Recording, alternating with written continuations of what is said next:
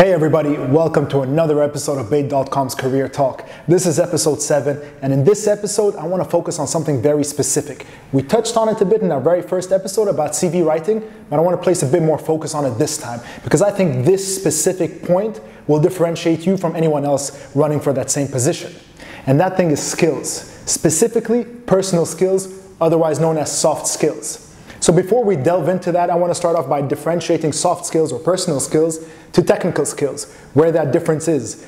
Some people will have it on their CV as just one section of skills and just throw everything in there. We want to break it up and place our mindset in two different ways, where we're focusing on our technical skills, but placing a focus also on our soft skills that will really help us stand out.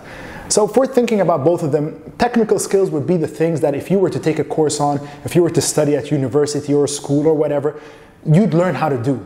These would technically or traditionally be things like softwares, like programs.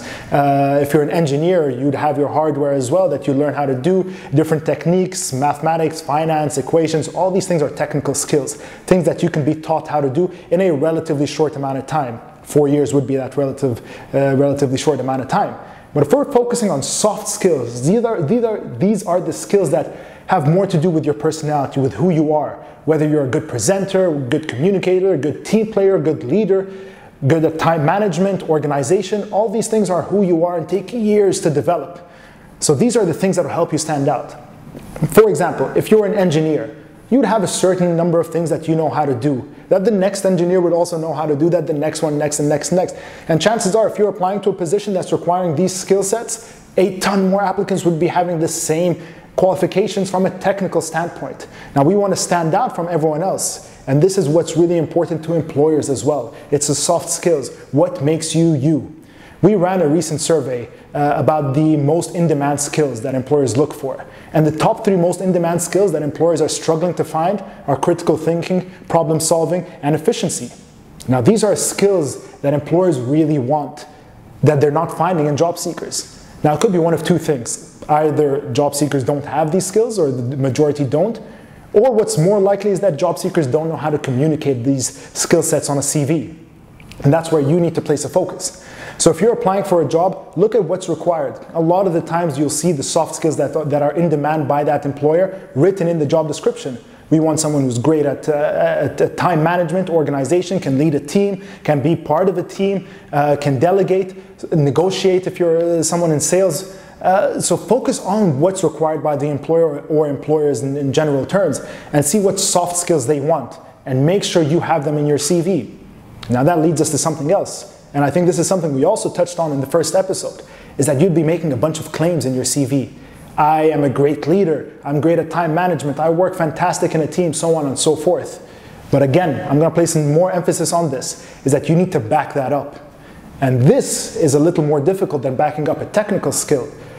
If you have a technical skill, or you're claiming to have a technical skill, maybe you've exercised that skill in some project that you can reference. Maybe you've had some work experience where you've exercised that specific skill set. But if it's a soft skill, how do you prove that soft skill? And this is where you need to be a little more creative.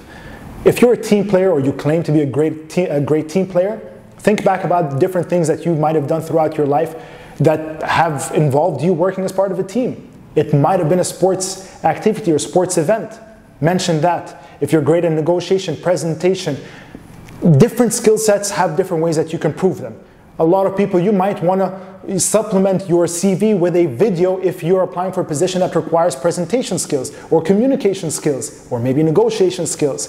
Think about the different ways you can back up that skill set. And the reason I'm saying this is because employers are looking to retain the people they hire.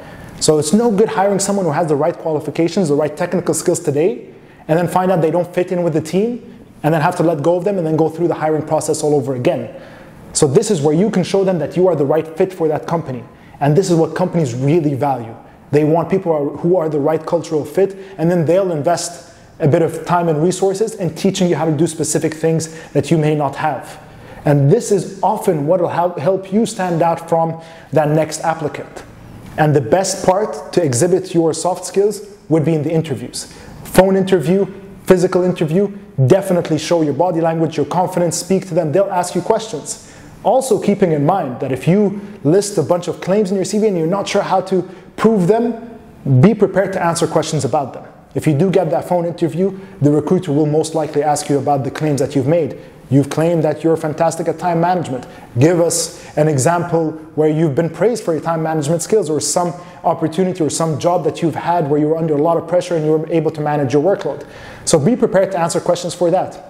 I guess what I'm trying to say in this video is focus on the soft skills, because that is what would really help you stand out from the next person, and it's what a lot of people overlook. They see what a job requires and they write exactly what's needed for that job, forgetting that they need to be the right person for that job. And that's where your focus needs to be. You need to be the right person for that organization.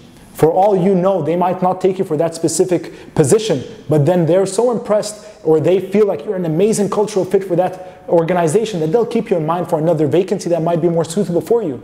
So you really don't have much to lose, but a lot to gain from focusing on your soft skills. I'm not going to go on too long in this video. It's all I wanted to say is focus on your soft skills and make sure you put in examples wherever you can, be prepared to answer questions wherever you can, and start off by looking at what these employers are looking for. And I do highly recommend to check out our survey. I'll link it in the description box so you can check it out and see what skills are in demand so that you know how to better position yourself. And I'll leave you with that today. Make sure to watch us again next week. Every week we're coming out with new episodes. Subscribe to us here on YouTube. Follow us on Facebook, on Instagram for the latest updates. And we'll see you next week.